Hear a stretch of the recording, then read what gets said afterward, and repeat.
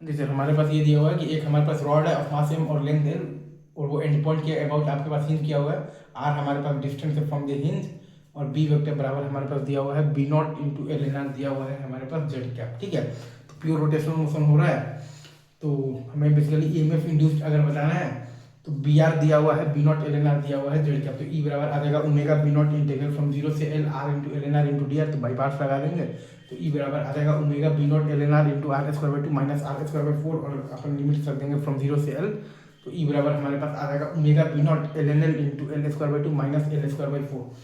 ई बराबर है हमारे पास omega B naught into L n l into l square by 2 minus है हमारे पास एल स्क्वायर बाई 4। अगेन वही फॉर्मूला है, ई बराबर integral of the we cross B dot D L, और वी क्रॉस बी के डायरेक्शन में आपके पास पॉजिटिव आपके पास टर्मिनल होता है ऑलवेज। ठीक है,